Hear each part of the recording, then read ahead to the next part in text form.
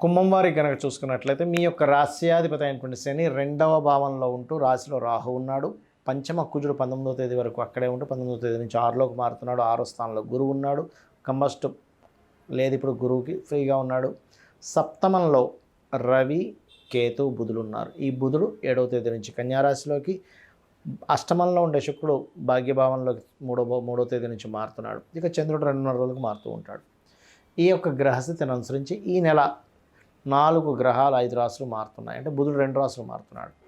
దీనివల్ల కలిగే ఫలితాలు, ఏ దేవతారాధన చేయాలి, ఏ తేదీల్లో మీరు ఎటువంటి జాగ్రత్తలు తీసుకోవాలి, ఏ తేదీలు మీకు చాలా బాగా కలిసి వస్తాయి అనేటువంటి అంశాలు చెప్తుంది. నేనైనప్పటికీ చెప్పిస్తుంది సాక్షాత్ లలితా అమ్మవారిగా భావిస్తూ, ఆ లలితాంబిక అమ్మవారి యొక్క అనుగ్రహం మీకు పరిపూర్ణంగా కలగాలని మనస్ఫూర్తిగా కోరుకుంటూ, ఇక్కడ ఎప్పుడైతే మీకు ఈ రాశిలో రాహు ఉంటూ శని వస్తున్నాడో తెలియని అపోహలు, తెలియని ఒక స్ట్రెస్ అనేది పెరుగుతూ వస్తుంది. దీనికి మీరు నవగ్రహాలలో రాహు శని గ్రహాల దగ్గర దీపారాధన చేయండి. ఇంట్లో ధూపం వేయండి అమ్మవారికి.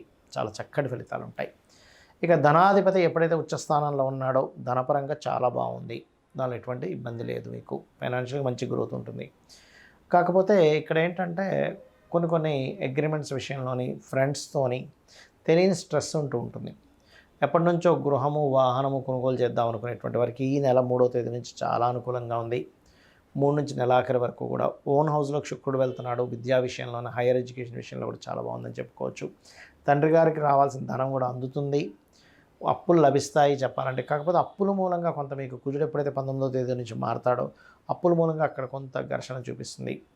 అదేవిధంగా కొంతమందికి స్కాలర్షిప్స్ రావడం ఇటువంటి వాటికి చాలా బాగుంది. కాకపోతే 17వ తేదీ వరకు రవి కేతువులు సప్తమంలో ఉంటున్నారు కాబట్టి ఇది వివాహ సంబంధించిన విషయాలకి అనుకూలంగా లేదు 17వ తేదీ వరకు. 17 తర్వాత కూడా కొంతవరకు ఎంతైనా కేతు ఉన్నాడు కాబట్టి చూస్ చేసుకోవాలి. కొంత రిలీఫ్ వస్తుంది. అదేవిధంగా ఇక్కడ మీకు డేట్స్ వైజ్గా కొన్ని విషయాలు కనుక చూసుకున్నట్లయితే మీరు ఎట్టి పరిస్థితుల్లో అంటే మీకు 7, 8 తేదీలు మాత్రం అప్పు లభించడానికి చాలా బాగుంది. రుణ లాభానికి చాలా బాగుంది. రుణము, ఉద్యోగం కోసం చాలా చాలా అనుకూలంగా ఉంది. 10, 11 తేదీలు, 7, 8, 9 తేదీలేమో ఈ 3 రోజులు రుణం లభించడానికి బాగుంది. ఉద్యోగాలకు బాగుంది. 10, 11 తేదీలు వివాహ నిర్ణయాలు, పార్ట్నర్షిప్స్ విషయాల్లో నిర్ణయం ఎట్టి పరిస్థితుల్లో తీసుకోకండి.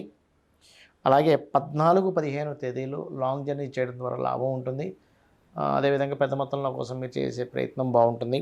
16, 17 తేదీలు ఎట్టి పరిస్థితుల్లో ఉద్యోగ నిర్ణయాలు తీసుకోకండి. ఉద్యోగం మారడంగా నిర్ణయాలు తీసుకొని రాంగ్ స్టెప్ పడుతుంది అక్కడ. 24, 25 తేదీలు నీటి ప్రదేశాలు వెళ్ళినప్పుడు జాగ్రత్తగా ఉండాలి. కొన్ని రోడ్ల మీద ఉన్నవి తొక్కడం ఇట్లాంటి వాటి వల్ల ఇబ్బంది వస్తుంది. 26, 27, 28 తేదీలు కొంచెం మనీ మ్యాటర్స్ విషయంలో జాగ్రత్తగా ఉన్నట్లయితే మీకు బాగుంటుంది. సుబ్రహ్మణ్యేశ్వర స్వామి ఆరాధన, లక్ష్మీ నరసింహస్వామి యొక్క కరావలంబ స్తోత్రం చేయండి. ఉదయం నిద్రలేస్తూనే దుర్గాదేవి యొక్క నామంతో నిద్రలేవండి. అన్ని విధాలు బాగుంటుంది. కొంతమందికి లైఫ్ చాలా అద్భుతంగా వెళ్తూ సడన్గా డౌన్ఫాల్ అవుతూ ఉంటుంది. దానికి ఏమిటి అసలు కారణాలు, అసలు ఏం చెక్ చేసుకోవాలి మీరు అనేది మీకు చెప్తాను. దానికి ముందు మనకు తెలుస్తుందా డౌన్ఫాల్ అవుతుంది అంటే ఖచ్చితంగా తెలుస్తుంది. అది స్వప్న రూపంలో తెలుస్తుంది. కొన్నిసార్లు మనం ఆ పని కోసం బయలుదేరేటప్పుడు నిమిత్త రూపంలో తెలుస్తూ ఉంటుంది. నిమిత్తం అంటే మనకి ఎదురయ్యేటువంటి సంఘటనలు వెళ్ళేటప్పుడు తెలుస్తూ ఉంటుంది. అయితే అసలు ఏం చెక్ చేసుకోవాలి? మంచి వ్యాపారం నడుస్తుంది, చక్కగా షాప్ పెట్టుకున్నాము, రోజుకు 20-30 వేలు అమ్ముతున్నాము, లేదా 1 లక్ష రూపాయలు అమ్ముతున్నాము, సడన్గా 5,000కి పడిపోయింది, ఏమైందో అర్థం కాదు. ఇది ఏం జరుగుతాయనేటువంటి విషయాలు ఇప్పుడు నేను మీకు చెప్తాను. ఇక్కడ ఏంటంటే, ఒకటి, మీకు ఏదైనా షాప్ ఉంది, మీకు ఎవరైనా మీ అపోనెంట్స్ లేకపోతే మీ శత్రువులు ఎవరైనా సరే కొన్నిసార్లు ఏం చేస్తారంటే మంత్రించినట్టు నిమ్మకాయలు పడేయడం ఇలాంటివి చేస్తూ ఉంటారు. అప్పుడు ఏం చేయాలి? చక్కగా రోజు ఆ షాప్లో లలితా సహస్రనామాలు ప్లే చేయండి. రోజు ధూపం వేయండి. ఆ దోషం పోతుంది. ఒకటి. రెండవది, షాప్ ఏం లేదండి, మేము ఇంట్లో నుంచి అన్నీ నడుస్తూ ఉంటాయి, కానీ సడన్గా ఎందుకు మాకు మార్పు వచ్చింది అన్నప్పుడు ఒకటి, మీ దశ చెక్ చేసుకోండి. మీ మహాదశ, అంతర్దశలు. మీ జన్మజాతకంలో మహాదశ మారింది, కంప్లీట్గా డ్రాస్టిక్ చేంజ్ చేస్తుంది. లేదా అంతర్దశలు మారాయి, ఆ పర్టికులర్గా సంవత్సరమా, 2 సంవత్సరాలు, 3 సంవత్సరాల ఆ మార్పు వస్తుంది. అప్పుడు ఏం చేయాలి? ఆ దశానాథుడు లేదా అంతర్దశానాథుడు ఏ గ్రహంతో అయితే జాయిన్ అయి ఉన్నాడో, అది ఏ పోర్ట్ఫోలియో కలిగి ఉందో, ఎందుకు ఆ మార్పు వచ్చిందో తెలుసుకొని దానికి సంబంధించిన దానము, దాని అధిష్టాన దేవత సంబంధించినటువంటి దేవత ఆరాధన చేయడం, ఇంట్లో లేనట్లయితే ఆలయానికి వెళ్ళడం చేయాలి. మూడవది ఏంటంటే, కొన్నిసార్లు అంతా బాగుంది, బాగా సంపాదించామని చెప్పి ఏం చేస్తారు, ఉన్న ఇంట్లో నుంచి ఒక చిన్న ఇల్లు ఉందనుకోండి, ఒక సింగిల్ బెడ్రూమ్లో ఉండేవారు అప్పటి వరకు, రెండు డబల్ బెడ్రూమ్ పాత ఏదో నార్మల్గా ఉండే ఇంట్లో ఉండేవారు. చక్కగా బిజినెస్ బాగా సాగింది, మంచి వ్యాపారం బాగా సాగింది కాబట్టి కొన్ని కోట్లు సంపాదించారు కాబట్టి చక్కటి ఇల్లు ఉండాలి సొసైటీలో, మరి డబ్బులు దేనికి సంపాదిస్తాం అనే భావనతో మంచి ఇల్లు కొనుక్కుంటారు. ఇక్కడే మార్పు వస్తుంది. ఎలా అంటే ఇల్లు కొనుక్కోవడం మంచిదే, కానీ ఆ ఇంట్లో వాస్తు దోషం ఉందనుకోండి, ఇంతకాలం చక్కగా కొన్ని లక్షలు సంపాదించే వ్యక్తి కూడా ఒక్కసారి వేలకు పడిపోద్ది. ఎందుకు అంటే ఆ ఇంటికి సంబంధించి చూడడానికి బాగానే ఉంటుంది, ఏమంటే వెలుతురు బాగుంది, గాలి వెలుతురు చాలా చక్కగా ఉన్నాయంటూ ఉంటారు. కానీ ఇక్కడ మీరు అర్థం చేసుకోవాల్సింది, ఇల్లు ఎప్పుడైనా మనం కొనేటప్పుడు, కట్టుకునేటప్పుడైనా ఫేజింగ్ మీ పేరులో ఉండే మొదటక్షరానికి ఆ ఇంటికి ఉండేటువంటి సింహద్వారం ఏదైతే ఉంటుందో ఆ సింహద్వారం యొక్క వర్గు సెట్ అయిందా లేదా ప్రధానంగా చూసుకోవాలి. ఈ వర్గు అనేటువంటిది కారు కూడా సెట్ అవుతుంది. అంటే మీ కారు ఏ బ్రాండ్ కారు తీసుకున్నారు, కొంతమంది చూడండి వాహనం మారినప్పుడు కూడా వాళ్ళకి లైఫ్ చేంజ్ అవుతూ ఉంటుంది. కాబట్టి కారు మారుస్తున్నారు, ఇల్లు మారుస్తున్నారు, ప్రధానంగా చూసుకోవాలి. సరే, మీకు సరిపోయినటువంటిదే తీసుకున్నారు అంటే ఉదాహరణకి కా నుంచి అమ్మహ అనుకోండి, తూర్పు దక్షిణం ఉత్తరం పనిచేస్తుంది, వాయువ్యం పనిచేస్తుంది, పడమర పనిచేయదు, ఈశాన్యం పనిచేయదు, కక గగ అక్షరాలు ఉన్నాయి. అప్పుడు ఆ అక్షరాలతో మీ పేరు అంటే కాంతారావో లేకపోతే గంగాధరో లేకపోతే గగనానో లేకపోతే గంగానో పేరు ఉంటాయి. అప్పుడు మీకు ఆగ్నేయము ఈశాన్యము ఉత్తరం పనిచేస్తుంది, మిగతావి పెద్దగా పనిచేయవు. అదేవిధంగా చ జ అక్షరాలతో మీ పేరు ఉంది అంటే చందను చందన ఇట్లా పేర్లు ఉన్నాయి, జా అంటే జానకి ఇట్లా పేర్లు ఉన్నాయి. అప్పుడు మీకు తూర్పు పనిచేస్తుంది, పడమర మధ్యద్వారం పనిచేస్తుంది, ఈశాన్యం పనిచేస్తుంది, మిగతా పనిచేయదు, ఉత్తరం మధ్యద్వారం పనిచేయదు, దక్షిణం పనిచేస్తుంది. ఇలా వర్గు శాస్త్రం అనేటువంటిది ఒకటి ఉంటుంది. ఆ వర్గు పరంగా మీకు డోర్ ఓకే ఫేసింగ్ ఉంది, కానీ డోర్ ఎక్కడ ఉంది అనేది ముఖ్యం. మెయిన్ డోరు పదము అంటారు వాస్తులో, పదం పరంగా డోర్ ఉందా లేదా చెక్ చేసుకోవాలి. సరే, పదం పరంగా డోర్ ఉంది కానీ ఇంకా ఎక్కడో లోపిస్తుంది అన్నప్పుడు లోపలికి ఎంటర్ అయిన తర్వాత మీరు వేసుకునే రంగులు, మనకి వాస్తుశాస్త్రంలో పర్ఫెక్ట్గా పంచభూతాలు ఏవైతే ఉంటాయో వాటికి సంబంధించిన పాజిటివ్ కలర్స్ ఉండడం కరెక్ట్. వాటికి వ్యతిరేకమైనటువంటి కలర్స్ ఉంటే కూడా అది స్టాప్ చేస్తూ ఉంటుంది మన యొక్క అదృష్టాన్ని.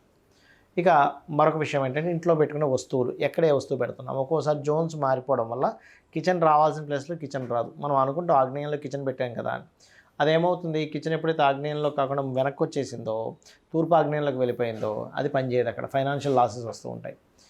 ఇవాళ రేపు ఏంటంటే ఒక 30-40 ఏళ్ళ నుంచి మనకి బ్లాక్ బండ్ వేసుకోవడం అలవాటు అయిపోయింది. అగ్ని ఈజ్ ఆగ్నేయం, అగ్ని దగ్గర కోల్డ్కి సంబంధించిన కలరు, వాటర్కి సంబంధించిన కలర్ బ్లాక్ అవుతుంది, అప్పుడు అది ప్రాబ్లం అవుతుంటుంది. ఈ రకంగా బ్లాక్ బ్లూ కలర్స్ ఉండడము ఆగ్నేయంలో, లేనట్లయితే పర్టికులర్గా ఇంట్లో పెట్టుకునే వస్తువులు తప్పుగా ఉండడం, టాయిలెట్స్ తప్పుగా కట్టుకోవడం ఇలా జరుగుతూ ఉంటుంది. చాలామంది నేను కొన్ని వేల లక్షల ఇల్లులు చూసిన తర్వాత వాళ్ళ లైఫ్స్లో ఎందుకు ఈ మార్పు వచ్చిందని తెలుసుకున్న తర్వాత చూస్తే ఇల్లు మారడం, ఆ మారిన ఇల్లు వాస్తు సరిగ్గా లేకపోవడం వల్ల. అలా కాదండి, వాస్తు ఇంకా బాగుంది, ముందు ఇల్లు కంటే వాస్తు ఇల్లు ఇంకా బాగుంది అన్నప్పుడు ఇంకా మంచి మార్పు వస్తుంది వారికి.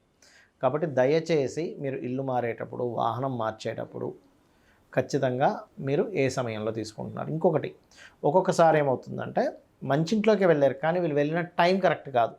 అంటే 4th హౌస్ పాడైనటువంటి మహాదశ అంతర్దశ నడిచేటప్పుడు ఇల్లు మారుతారు. అప్పుడు ఏమవుతుంది, వీళ్ళు మహాదశ అంతర్దశలు పాడయ్యాయా లేదా ధనహీనత యోగం నడుస్తూ ఉంటుంది ఒక్కొక్కసారి, అప్పుడు ఇల్లు మారుతారు. ఇల్లు మంచిదే కానీ మీకు దశలో ధనహీనత యోగం ఉన్నప్పుడు ధనం పరంగా ఇబ్బంది పడుతూ ఉంటారు. కాబట్టి ఇవి పర్టికులర్గా చెక్ చేసుకోవాలి, గుర్తుపెట్టుకోండి.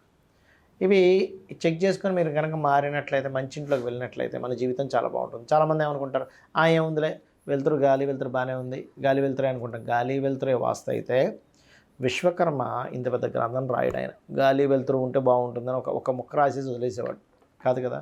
దానికి ఆయం ఉంటుంది, ఇంట్లో ఎక్కడ వెలుతురు ఎక్కువ ఉండాలి ఎక్కడ తక్కువ ఉండాలో ఉంటుంది, మరియు ఇంట్లో ఏ వస్తువు ఎక్కడ వాడాలని ఉంటుంది. వస్తువుతో సహా ఉండేదే వాస్తు, అంతేగాని కేవలం గృహ నిర్మాణం ఒకటే కాదు, గుర్తుపెట్టుకోండి. కాబట్టి ఈ జాగ్రత్తలు ఖచ్చితంగా తీసుకోండి, నీ జీవితం అద్భుతంగా ఉంటుంది.